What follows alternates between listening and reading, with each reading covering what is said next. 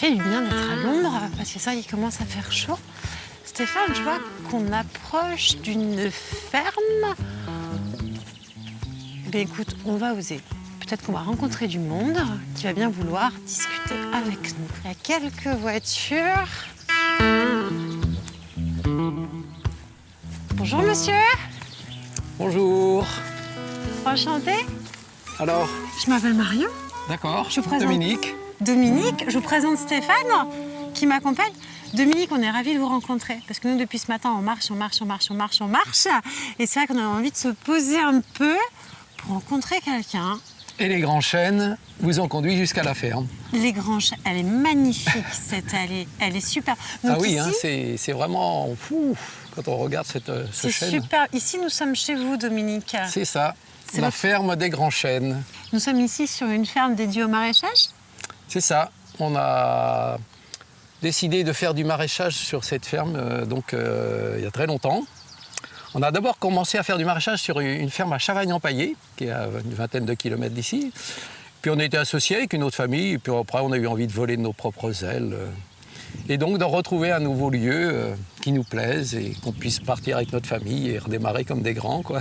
Alors Dominique, moi j'ai envie de vous demander quelque chose. Est-ce que vous acceptez de nous accorder un petit peu de temps pour nous faire découvrir bien votre univers? Eh bien, il n'y a pas de problème, c'est avec plaisir, Je vous toujours. suis alors, je vous suis. Quelle est l'origine de cette ferme des Grands Chênes? Alors, cette ferme des Grands Chênes était donc en élevage jusqu'à 1992, et puis elle s'est libérée, le fermier est parti. Et nous, à la même époque, on cherchait une ferme pour s'installer en bio. Et puis ça a tombé impeccable parce que cette ferme n'a pas été louée pendant 2 ans, il n'y avait pas de preneur. Et la reconversion bio, c'est 2 ans.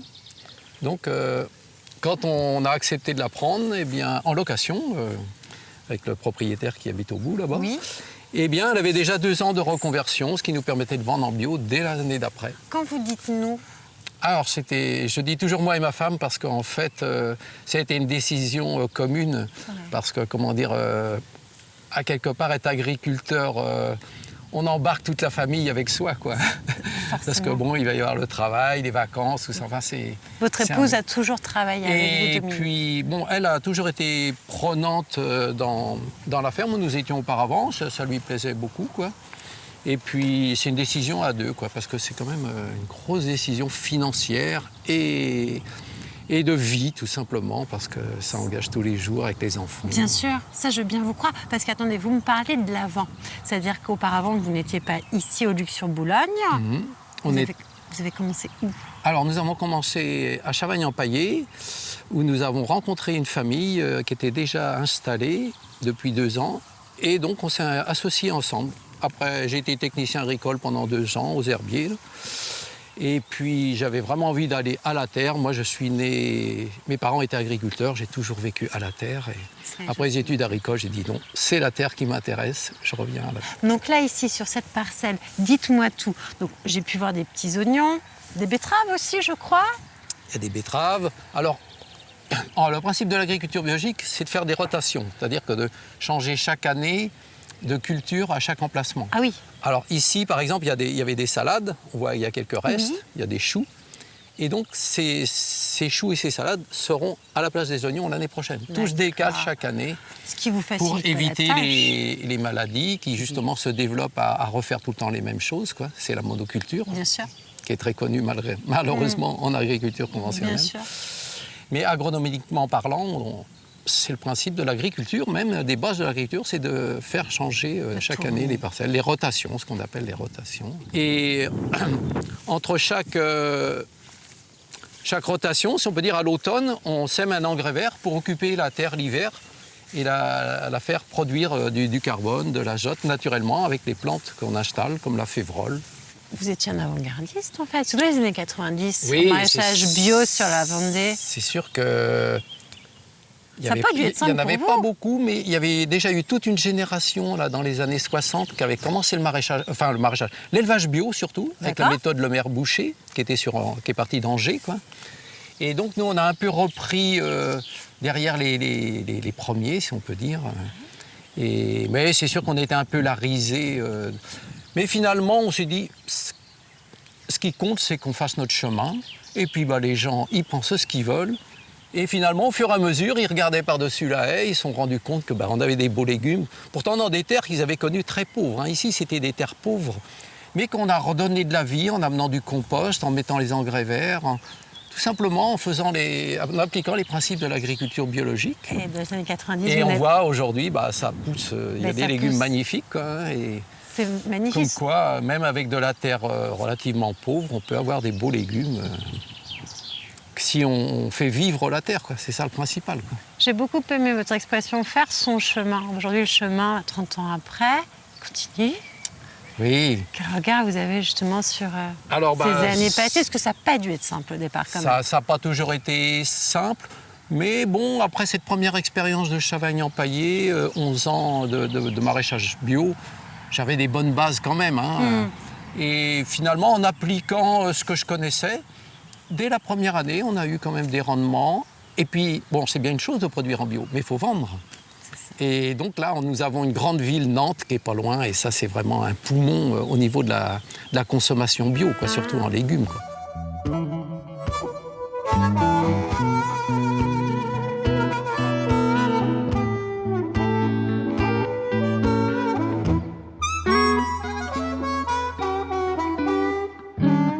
Dominique, est-ce que dès le départ, pour vous, le retour du consommateur était important?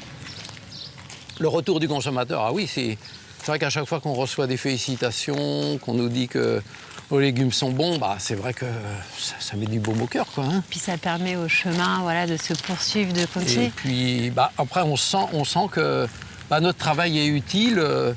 Déjà que pour nous, on se fait plaisir à être en harmonie avec sa conviction, quoi, ses convictions, c'est-à-dire respecter l'environnement, travailler la terre en la respectant, tout ça, c'est...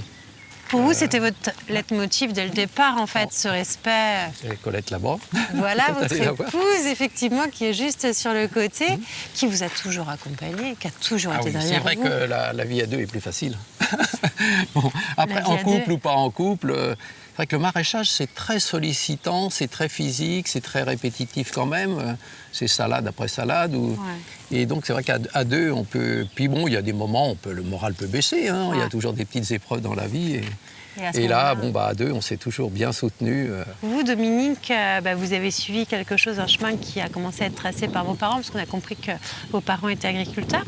Est-ce que vous souhaitiez, dès le départ, qu'un de vos enfants continue l'aventure que vous aviez dessinée? Alors après, je le souhaitais, nous le souhaitions, mais on ne voulait pas enfermer nos enfants dans une projection. Quoi. Ça a toujours été clair pour nous. S'il n'y en a aucun, on en a eu 8, hein. S'il n'y en a aucun qui reste, une belle famille. C'était pas un problème pour nous. C'était se dire plus, la ferme, il faut qu'elle soit suffisamment accueillante, attractive pour qu'il vienne quelqu'un. Et puis en fait, ce quelqu'un, c'était notre fils. C'est vrai ? Notre fils qui était en Autriche, qui est revenu en 2015. Est-ce que vous croyez que Colette accepterait qu'on la dérange pour pouvoir discuter je pense qu'elle serait bien contente d'amener son mot, parce que c'est vrai qu'en tant qu'agriculteur, en tant qu'homme, je parle beaucoup, quoi. Oui. C'était... c'est moi qui ai fait les études agricoles. Bien sûr. Et mais après, elle est venue et elle a tout à fait sa place. Et donc, je pense qu'elle va avoir envie de nous Vous nous conduisez jusqu'à elle, alors? Je crois qu'elle est vers l'étang. Merci, on va y aller, alors. Colette, on a compris, donc vous êtes rencontrée avec Dominique. Première étape à Chavagne. Oui. Deuxième étape ici au Luc. Comment on s'impose dans le monde de l'agriculture quand on est une femme dans les années 90 et en plus de surcroît quand on se lance dans une exploitation biologique? Pas simple quand même. C'est pas simple, mais c'est vrai que c'est quand même Dominique qui m'a fait connaître l'agriculture biologique.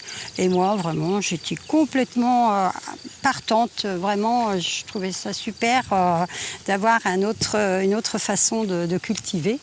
Le respect de la nature, et ça me plaisait aussi. Ensemble pour tous les deux, c'est très important. Voilà. Quels seraient peut-être vos vos meilleurs souvenirs de ces années 90 où vos enfants sont petits, vous êtes à la ferme. Il y a les tanks qui est juste derrière vous. Certainement, ils ont dû faire des parties de baignade absolument incroyables. Oui, tous Qu'est-ce que ces vous aimez? goûters aussi, ces goûters à l'étang, où on est tout le monde à se baigner. Et puis tout d'un coup, pof, Dominique, il s'en va partir, travailler. Bien sûr, le vous soir, restez. voilà. Et puis moi, je reste avec les enfants. Le soir, ils venaient au repas pour qu'on soit quand même toujours tous ensemble au important repas. pour Pour vous. nous, c'était important. Autant le midi, le soir. Et puis après, c'était naturel que Dominique retourne dans les champs, surtout à la belle saison. Bien sûr. Et puis voilà. Puis, L'irrigation. Toutes ces questions Oui, d'irrigation. puis c'est vrai, des fois, après, quand il revenait après l'irrigation, des fois, il se mettait un petit peu au bureau aussi. Et, les journées étaient assez longues, hein, quand Oui. même. Et, Mais vous étiez toujours là pour le souvenir. Colette, ah vous, oui, tout à fait. Hein, moi, c'était... Colette, vous n'êtes pas nostalgique de cette période? Ah ben non. C'est important de le dire. Voilà. Non, mais voilà, après, je vis le présent. Ce que j'ai vécu, je l'ai bien vécu. J'étais contente de mes grossesses, des enfants. Puis aujourd'hui, Et peut-être puis, que vous avez des petits-enfants Ah ben oui, qui bien viennent sûr. Puis occuper alors, la ferme. tout à fait. Puis vraiment, j'aurais pas cru qu'ils auraient été aussi proches aussi. On ne pensait pas à un moment donné. Parce que vous avez transmis quelque chose. Ouais. Vous avez réussi à transmettre quelque chose, une valeur essentielle. Oui, après, je suis vraiment... Enfin, je me dis, les enfants, ils font ce qu'ils veulent, quoi. Enfin, je veux dire, moi, je voulais pas leur imposer quoi que ce soit par rapport à notre parcours. Parce que c'est vrai que les enfants, surtout la première, parce qu'il y a quand même avec celle qui a 22 ans et celle qui a 44 ans, c'est quand même un écart, hein. Eh bien, ils n'avaient pas la même vue des choses aussi. Bien évidemment, on a deux générations. Voilà, ouais. Clairement. Donc, les derniers, ils parlaient facilement qu'on était en bio. Mais les premiers, non.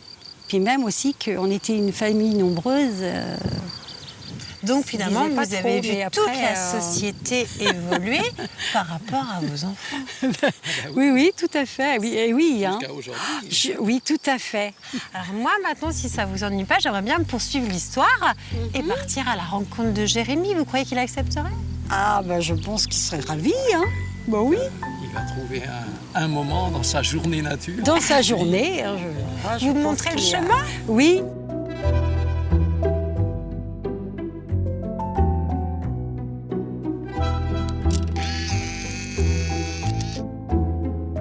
Ça, vous le savez, on adore ce genre de filiation.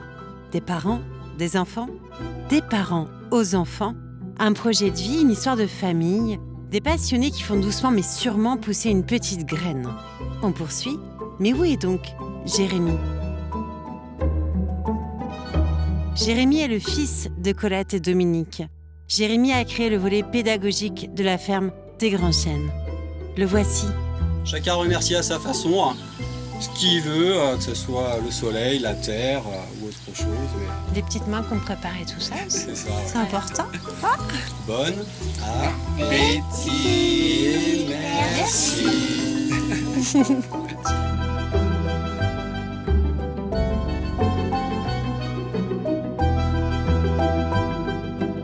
Voici un nouvel acte pour la famille Sauvêtre.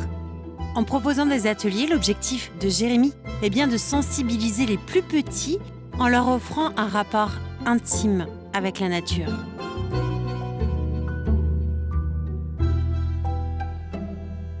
Jérémy, on vient de laisser les enfants là qui sont en train de pique-niquer tranquillement au bord de l'étang.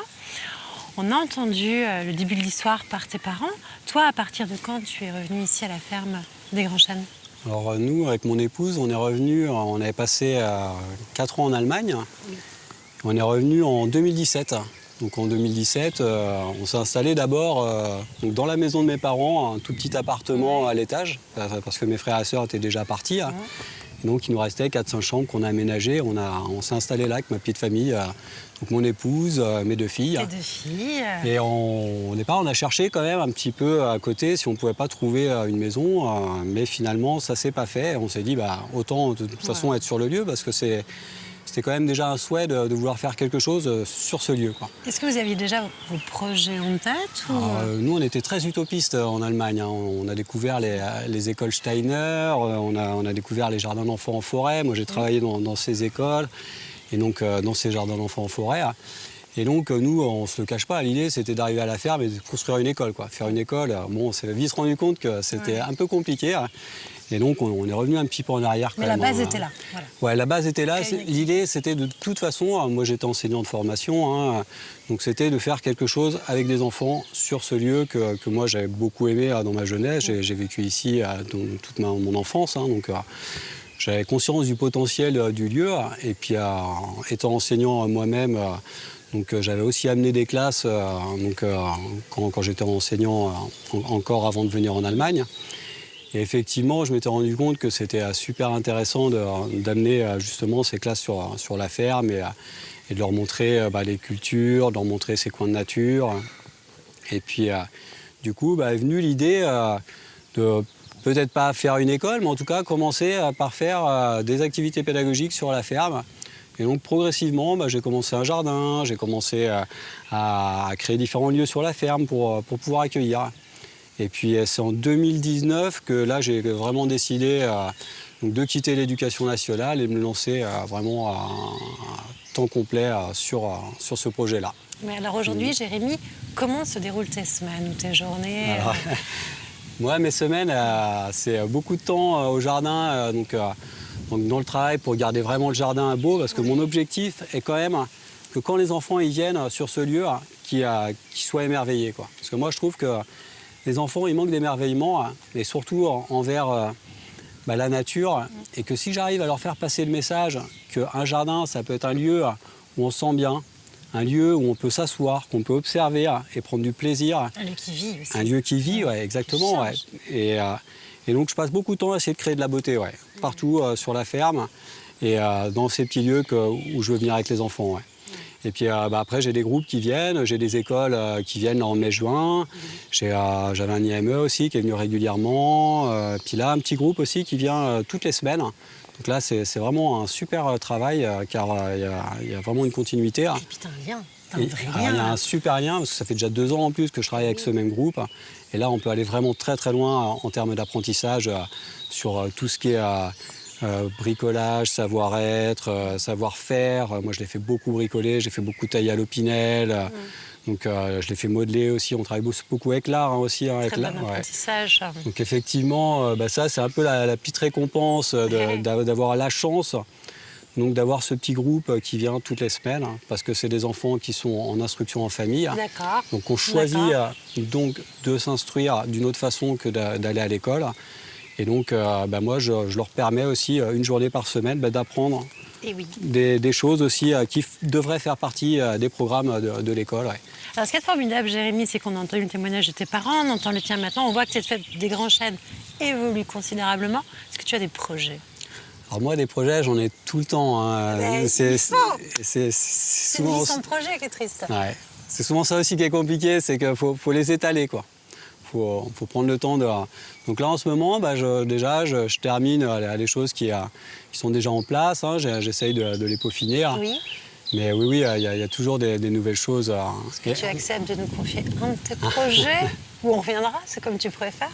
Vous savez, moi, j'ai travaillé dans les jardins d'enfants en forêt, donc en Allemagne. C'est vrai que ça, c'est un vieux rêve de faire une école en forêt. Alors nous, ça ne serait pas en forêt, bien qu'on a un très bel hectare de forêt sur la ferme, mais ça serait une sorte de petite école à la ferme, quoi. Ce que je te propose, on va aller rejoindre les petites, et je crois que tu as une activité de prévue pour cet après-midi. Oui, effectivement, je te parlais de forêt justement. Ouais. On te fera découvrir notre petite forêt qu'on a plantée il y a maintenant une petite dizaine d'années. Et tu vas voir des jeunes arbres vraiment vigoureux, en pleine forme, à l'image de nos enfants là qu'on a en ce moment. Oui, on les entend. Ouais. Tu vas guider Diana et tu as un tout petit peu de temps pour lui faire découvrir la forêt et tu la mets devant un arbre. Oui. Comme ça, elle va le mettre. Alors Yana, est-ce que tu as retrouvé ton arbre? toi? Elle a réussi. Elle a réussi, Mélusine? Est-ce que ça te va? Ouais. Je remets toi, Jérémy, alors? Et nous te remercions, Marion. Non, c'est pour moi ce qui bel vous échange. remercie. On va vous laisser repartir. Vous occupez de petite cabane. Oui, rendez-vous.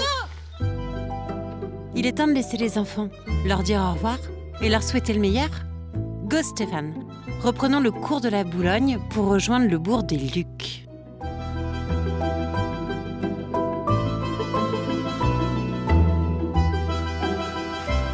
Porte ouverte, on essaye?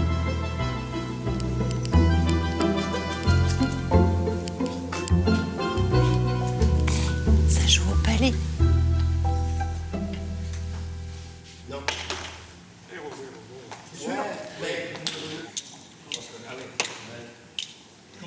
Sur les petites plaques là-bas. Ok. Et ça va jusqu'à 8. À 11. À 11. Sébastien, donc tu es le président de cette association. Tout à fait. Quelles sont les origines de l'association? Elle est ancienne, elle est récente? Alors le club, il a été créé en 2006. D'accord. 2006 par un groupe de copains. Ensuite, le groupe s'est étoffé. Le club est monté à un peu plus de 50 licenciés. À l'heure actuelle, le club, on compte 42 le vendredi soir. Donc vous vous maintenez complètement, finalement, 50 euros. Oui. Mais bon, on est toujours à la recherche de joueurs Ouais. confirmés ou même des nouveaux joueurs. S'ils veulent venir, il n'y a pas de souci, on prend. Il n'y a pas de problème. Aujourd'hui, les joueurs vont de quel âge à quel âge? Là, on est un après-midi, forcément, il y a davantage de retraités. Voilà, exactement. Alors nous, ça va de 17 ans à 86 ans le vendredi soir. 86 ou 87, Astérix. Je crois que c'est 87. C'est-à-dire que les grands-parents peuvent venir jouer avec les petits Ah, enfants. tout à fait. C'est complètement intergénérationnel. en fait. Exactement. Ce qui doit créer une super ambiance, d'ailleurs, parmi vous. Tout à fait. Tout à fait. Beaucoup d'hommes, j'imagine. On a des hommes, on a aussi 3 femmes. Ah, vous avez aussi 3 femmes. 3 femmes, qui se exactement. débrouillent, je suis sûre, mais très bien. Très bien. Non, il n'y a pas de souci là-dessus. Est-ce que tu peux me rappeler les règles du palais? Parce que je t'avoue que moi, j'ai jamais touché à un palais de ma vie, donc c'est encore un petit peu flou pour moi. D'accord. Eh bien, le principe est tout simple. L'équipe dispose, donc, on joue à 4 joueurs. Donc, chaque équipe est composée de 2 joueurs, 2 palets chacun. On a le palais blanc, le maître. Et il faut tout simplement que les palets de l'équipe, que ce soit bleu ou rouge, soient les plus près du palais blanc, du maître. Un petit peu comme à la pétanque avec le Exactement. cochonnet, finalement. Tout à fait. Mais en beaucoup plus dur quand même, parce que ce monsieur, dont je ne sais pas le prénom, m'a confié un palais dans les mains tout à l'heure. C'est lourd. Et on joue toujours donc avec des... C'est de la fonte? Le palais est en fonte? Oui, tout à fait. La plaque est aussi en fonte. En plomb. En plomb. En plomb. Qu'est-ce qui fait la particularité de cette plaque en plomb? Pourquoi pas une plaque en bois? Alors ça, il y a plusieurs différences de palais. Il y a le palais breton qui joue souvent sur plaque en bois. D'accord. Et nous, par contre, en Vendée, et Vendée, on va dire dans la CVDP, la fédération qui nous gère, nous, c'est des plaques en plomb. Donc nous, c'est Vous ça. respectez les choses. Tout à fait. Il faut savoir aussi qu'en Vendée, il y a le palais laiton. Et il joue aussi en palais, sur les plaques en plomb D'accord. aussi, également. Ok. Et Sébastien, est-ce que cette association, est-ce que ces gens licenciés font des championnats aujourd'hui? Tout à fait.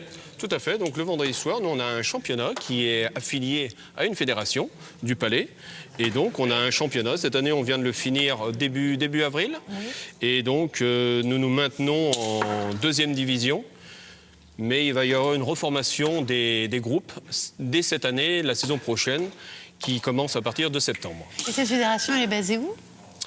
C'est à La Roche-sur-Yon. Ah oui, donc. C'est la maison des sports de La Roche-sur-Yon. Vendée, donc, quoi. Allez, Jean-Pierre. Bien, Rémi. Comment on apprend le palais? C'est-à-dire que toi, tu as toujours découvert ça étant gamin? Tu l'as appris sur Voilà, le exactement, parce que moi, je suis d'une fratrie de 4 garçons. J'étais le dernier. Donc forcément, les grands frères m'ont appris et tout ça. Et après, quand il y avait les fêtes de famille, il y avait toujours la planche en bois de palais et tout ça. Est-ce que toi, aujourd'hui, Sébastien, tu as à cœur de transmettre aux nouvelles générations ce jeu du palais? Moi, je suis prêt à accueillir des jeunes joueurs pour leur inculquer certaines techniques du palais ou quoi que ce soit. Et puis, non, moi, de toute façon, je suis prêt à récupérer des nouveaux joueurs, de plus en plus jeunes, si possible. Ouais. Et puis voilà, mais tout en ayant toujours autant besoin des anciens. Eh ben, c'est pas trop mal. Tiens, je continue là? Ah oui, oui, oui. Eh oui, c'est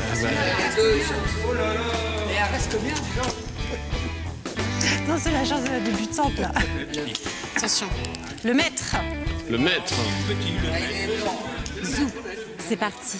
Stéphane se marre, il se moque, il rit, alors que, sérieusement, je me concentre pour viser le plus petit des palets.